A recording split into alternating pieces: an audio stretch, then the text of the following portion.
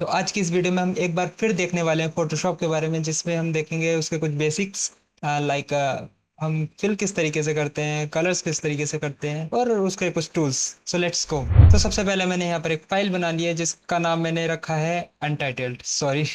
तो सबसे पहले हम टूल्स देखने वाले थे, उसमें हमारा जो पहला टूल है वो है क्रॉप टूल। मैं यहाँ से अपने जो ये वाइट एरिया है इसको बढ़ा भी सकता हूँ और घटा भी सकता हूँ, ये आपके अकॉर्डिंग आप कितना भी कर सकते हो। यहाँ नीचे आपको इसके पिक्सल दिख रहे हैं, तो मैं पहले की तरह से डिफॉल्ट कर लेता हूँ। मैंने यहाँ से सिंपल कैंसिल किया और ये हो गया। मैं इसमें अगर ऊपर देखूँ तो यहाँ कुछ रेशियो लिखा हुआ है, यहाँ मैं ओपन करता हूँ तो इसमें मेरे को कुछ प्रीसेट्स दिए हुए हैं इसके रेशियो के। अगर मैं यहाँ से 1/1 करता हूँ तो ये कुछ स्क्वायर रेशियो में मेरे पास आ जाता है। नीचे देखते हैं तो कुछ अलग अलग प्रीसेट्स इसमें दिए हुए हैं, लाइक 4:5। इसमें जो हमारी लेंथ होती है, सॉरी, जो विड्थ होती है वो 4 होती है और जो हमारी लेंथ होती है वो 5 होती है। तो कुछ इस तरीके से ये नीचे भी दिए हुए हैं। आप अपने अकॉर्डिंग को सेट कर सकते हो, लाइक आपको मोबाइल के लिए बनाना है तो आप 16:9 कर सकते हो।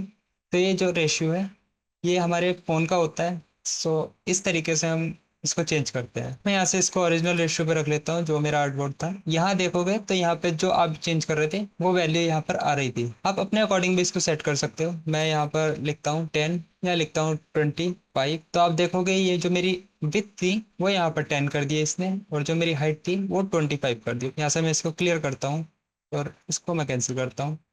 आगे देखोगे तो आगे आपको ये कुछ छोटा सा ऑप्शन दिख रहा है।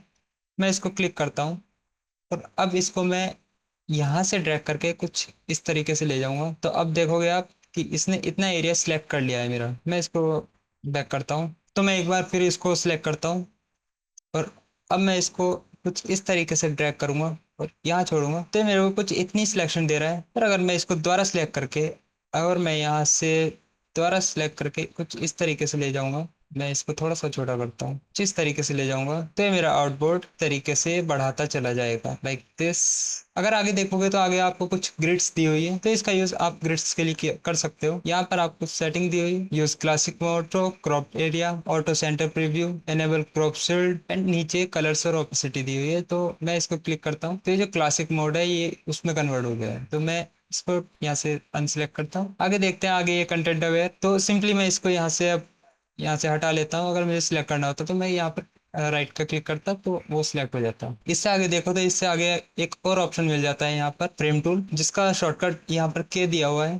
तो अगर आप इसकी वीडियो में देखोगे ये कुछ इस तरीके से यहाँ पर चल रहा है, तो आपको थोड़ा समझ में आ रहा होगा ये किस यूज़ के लिए है। तो मैं आपको बता देता हूँ। यहाँ से मैं इसको डिसलेक्ट कर रहा हूँ और मैं एक नई फाइल ले रहा हूँ। यहाँ जाऊँगा, ये वाला मैं इसको यहाँ लेकर आऊँगा और पहले मैं इसको सिलेक्ट करके कुछ इतनी सिलेक्शन बना लेता हूँ। तो ये जो है इसने मेरे को एक फ्रेम दे दिया है, जितने को मैंने सिलेक्ट किया था उतने हिस्से में इसने एक फ्रेम बना दिया है। मैं इसको यहाँ पर सिलेक्ट ही रखूंगा और इधर से ये वाला जो मेरा इमेज है, मैं यहाँ से इसको क्लिक करके ऊपर की तरफ ड्रैग करूंगा अपनी पहली वाली फाइल पर और फिर नीचे की तरफ लाऊंगा। तो ये मेरा कॉपी और पेस्ट दोनों हो गया है। तो कुछ इस तरीके से ये हमारा जो फ्रेम बनाया था हमने उसके अंदर आ चुकी है। आई थिंक आपको समझ में आया होगा। मैं एक बार फिर रिपीट करता हूँ। मैंने इसको यहाँ से कंट्रोल जेड किया, फिर से गया, इसको यहाँ से मैंने क्लिक किया, ऊपर ले गया और यहाँ पर लाके मैंने इसको ड्रॉप कर दिया। तो कुछ इस तरीके से अंदर आ जाएगा। अब ये इमेज काफ़ी बड़ा है तो इसको छोटा किस तरीके से करते हैं। अगर आप कंट्रोल टी यहाँ प्रेस करोगे, ये जो इमेज है उसका फ्रेम मिल जाएगा। मैं इसको ऑल्ट का बटन प्रेस करके कुछ इस तरीके से छोटा करूँगा। अब आप देखोगे ये जो हमारा इमेज है ये हमारी सिलेक्शन के अंदर ही रहेगा और बाहर नहीं जाएगा। फ्रेम जो है हमारा, आई होप आपको वो समझ में आया हो हम किस तरीके से यूज़ करते हैं। नेक्स्ट हमारा आई ड्रॉप टूल। आई ड्रॉप टूल किस तरीके से यूज़ करते हैं, मैं यहाँ पर एक और इमेज लूंगा, ये वाली इमेज ही मैं दोबारा से लेकर आऊँगा। भी प्रेस किया, यहाँ से इसको यहाँ लेकर आया, थोड़ा सा छोटा करेगा, कंट्रोल टी और ऑल्ट का बटन प्रेस करके मैं यहाँ लेकर आया, देन ओके। अब ये जो हमारा इमेज है ये एक नई लेयर पे है, तो इसको आप लॉक नहीं करना, कुछ नहीं करना यहाँ से जो होते हैं। तो अभी कुछ नहीं। अगर मैं आई ड्रॉप टूल लेता हूँ और यहाँ पे मैं इस वाले को प्रेस करूँगा, अब मैं ब्रश टूल लूँगा और यहाँ पे मैं ब्रश से प्रेस करूँगा तो हमारा जो ये वाला कलर है वो यहाँ पे हमें मिल रहा है। मैं दोबारा आई ड्रॉप टूल लेता हूँ, रेड वाला प्रेस करूँगा, ये वाला, ये थोड़ा डार्क रेड है, तो मैं अब दोबारा से ब्रश टूल प्रेस करूँगा और यहाँ से मैं दोबारा पेंट करूँगा, तब मेरे को ये रेड वाला कलर दे रहा है। अगर मैं इसके ऊपर भी करके दिखाता हूँ तो आपको ये कलर कुछ सेम दिख रहे होंगे। तो आई ड्रॉप टूल का यूज कुछ इस तरीके से किया जाता है। मैं इसको छोटा कर लूंगा अपने ब्रश को। नेक्स्ट हम देखते हैं हमारा कलर्स, जो कि इस वीडियो का मेन पार्ट था। तो अगर मैं एक और इमेज यहाँ लूँ, मेरे पास जो ये मेरी ईगल वाली इमेज थी, मैं इसको ओपन करता हूँ और इसको यहाँ से मैं अनलॉक करता हूँ। अगर आप देखो तो इसमें हमें काफ़ी कलर्स दिख रहे हैं। लाइक मैं इसको यहाँ से जूम करता हूँ और ये वाला कलर जो है ये हल्का सा ग्रीनिश टाइप का कुछ लुक दे रहा है मुझे। मैं यहाँ से आई ड्रॉप टूल लेता हूँ, इसको मैं यहाँ से सिलेक्ट करूंगा। अब मैं पेंट करता हूँ सिंपल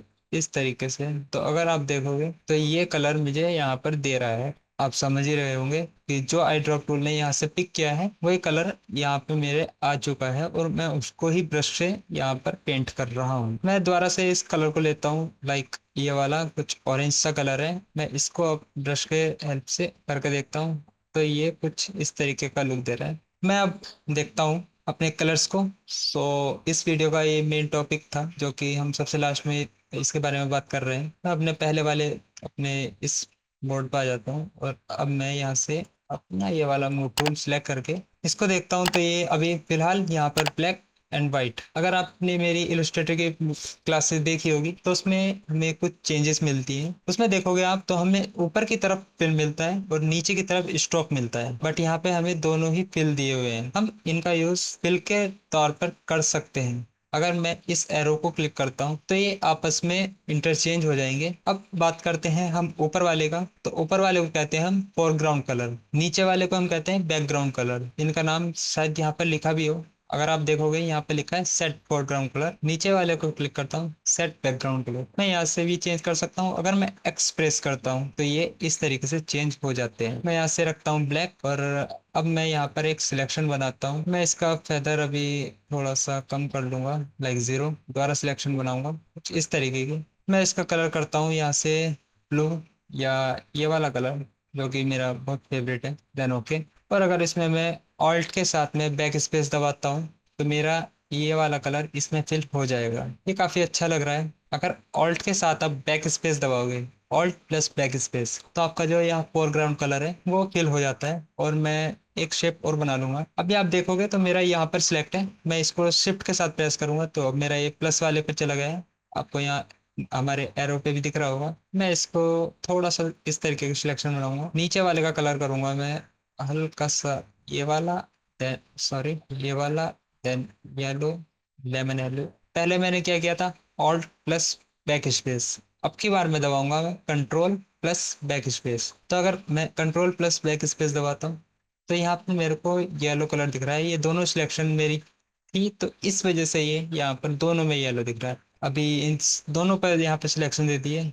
मैं इस वाले को कंट्रोल प्लस ऑल्ट प्रेस करके और इतने को सिलेक्ट करूंगा। ये वाली जो सिलेक्शन थी सिर्फ मेरी वो आएगी क्योंकि मैंने जो कॉमन एरिया था वो लिया है, तो इसको इसने डिसलाइक कर दिया। अब मैं इसमें control plus backspace press करूंगा, sorry alt plus backspace press करूंगा तो मेरा जो फोरग्राउंड कलर है वो इस पे आ जाएगा। मैं यहाँ से कंट्रोल प्लस बैक स्पेस करता हूँ तो मेरा जो बैकग्राउंड कलर है वो इस पे सिलेक्ट हो जाएगा। दूसरा देखते हैं हम। मैं यहाँ से इस वाली लेयर को दूसरी लेयर बनाता हूँ। इस वाली को यहाँ से हाइड कर लूंगा, कंट्रोल डी करके मैं इसे डिसलेक्ट कर लूंगा और मैं नीचे पहले सॉलिड ले लेता हूँ एक। ये किस तरीके से किया ये आने वाली वीडियोस में मैं बताऊंगा, अभी के लिए इसको छोड़ दीजिए। मैं पहले यहाँ से एक सिलेक्शन बनाता हूँ। सिलेक्शन बनाने से पहले मैं ऊपर बता देता हूँ, यहाँ पे आपको एक ऑप्शन मिल रहा है फेदर। फेदर अगर आप बढ़ाओगे, लाइक मैं यहाँ रख देता हूँ 25, इतना ठीक है। मैं अभी यहाँ पे सिलेक्शन बनाऊंगा तो अभी मेरे को कुछ राउंड शेप में यहाँ दिख रही है, ये देखिए। मैं इसको कम कर दूंगा। ये अब यहाँ पर एजेस आ रहे हैं तो मैं यहाँ से कंट्रोल जेड करता हूँ, ये वाली शेप लेता हूँ। अब मैं यहाँ पर कलर फिल करता हूँ ऑल्ट प्लस बैक स्पेस, यहाँ से कंट्रोल डी। अगर आप देखोगे तो ये कुछ इस तरीके का पैटर्न हमें यहाँ पर इसके एजेस में मिल जाता है, जो कि इसको सॉफ्ट बनाने के लिए काफ़ी यूज़ किया जाता है। मैं दोबारा दिखा देता हूँ। मैं इसको सिलेक्ट करता हूँ, अपना सिलेक्शन सिलेक्ट करके यहाँ से मैं पैटर्न को 0 कर दिया था मैंने। और अब मैं इसको बनाऊंगा कुछ इस तरीके से। यहाँ पर मैं कलर फिल करता हूँ। अब ये नहीं होगा, मैं दोबारा से इसका फेदर ऑन करता हूँ, लाइक इतना। अब मैं सिलेक्शन बनाऊंगा, ये फिर से राउंड शेप में आया। मैं अब इसमें कलर फिल करूंगा तो अब ये हो जाएगा। तो कुछ इस तरीके से हम इन टूल्स का यूज करते हैं। यहाँ पर आपको कुछ स्टाइल्स दिए हुए हैं, लाइक यहाँ पर रेशियो, साइज, आप अपने अकॉर्डिंग उसको सेट कर सकते हो। किस रेशियो का आपको रखना है। रेशियो के बारे में मैं ऑलरेडी बता चुका हूँ। सिलेक्ट एंड मास्क आपको सिलेक्शन करने के काम में ही आती है, बट इसका थोड़ा सा मेथड होते हैं वो थोड़े अलग है, तो इसके बारे में मैं आपको बताऊंगा जब मैं आपको सिलेक्शन करने के बारे में बताऊंगा। लाइक आपको किसी फोटोज में सिर्फ अपने ऑब्जेक्ट को लेना होता है, आप अपने मॉडल को लेना चाहते हो, उसमें हम काफ़ी यूज़ करते हैं और काफ़ी हार्ड सिलेक्शन करने में इसका यूज़ किया जाता है। हाँ, फिलहाल आप इतना समझ लिए कि ये भी सिलेक्शन करने के काम में ही आती है। सो मैं इसको कैंसिल कर देता हूँ, अपनी इस पे आता हूँ, कंट्रोल T। कलर्स के लिए हम यहाँ से कलर्स चेंज भी कर सकते हैं। लाइक आपको जो रखना है, आप इस पैनल को तो अच्छे से जानते ही हो, मैंने इलस्ट्रेटर में काफ़ी अच्छे से बताया है। यहाँ पर हमारे HSB होते हैं, hue, saturation, brightness, red green blue, कुछ इस तरीके के हमारे ये यहाँ पर यूनिट्स दी होती है। मैं ऐसे कैंसिल कर लेता हूँ इसको। बैकग्राउंड कलर कुछ इस तरीके से चूज किया जाता है। यहाँ पे एरो, आप एक्स प्रेस करके यहाँ से इसको चेंज कर सकते हो। यहाँ पे आपको ये इंडिकेट भी कर रहा है, यहाँ से आप इसको डिफॉल्ट कर सकते हो ब्लैक एंड व्हाइट में। ये नीचे देखोगे तो आपको यहाँ पर कुछ सेम वही शेप्स मिल रहे हैं जो हमारे इलस्ट्रेटर में होती है। यहाँ से हमें डायरेक्ट सिलेक्शन टूल, यहाँ पर हमारा टेक्स्ट टूल होता है, तो कुछ इस तरीके के टूल्स आपको इसमें सेम देखने को मिल जाएंगे। मैं एक चीज़ बहुत इंपॉर्टेंट इसमें बताना चाहता हूँ। अगर आप मूव टूल को यहाँ से देखोगे और इसको मैं प्रेस करता हूँ तो आपको यहाँ पर एक आर्टबोर्ड टूल्स का भी ऑप्शन मिल रहा है।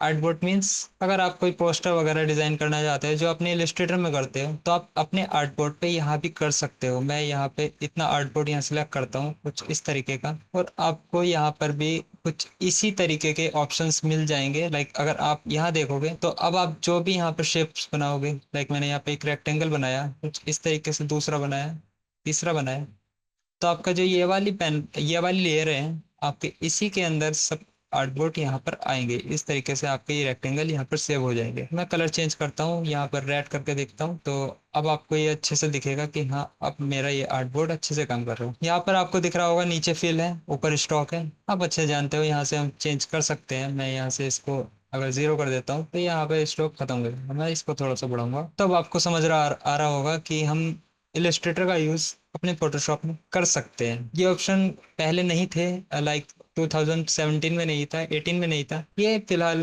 फोटोशॉप ने 2020 में यूज़ कर रहा हूँ, शायद अभी से इसमें लॉन्च किया है। मुझे इतना ध्यान नहीं था क्योंकि मैं ज़्यादातर अपना जो वर्क करता हूँ मैं इलस्ट्रेटर में करता हूँ, क्योंकि वो मुझे थोड़ा सा इजी लगता है वेक्टर डिज़ाइन करने के लिए। फोटोशॉप में मैं स्पीड आर्ट वगैरह का बहुत काम करता हूँ, बट इसमें मैं इस तरीके का यूज़ नहीं करता इसको।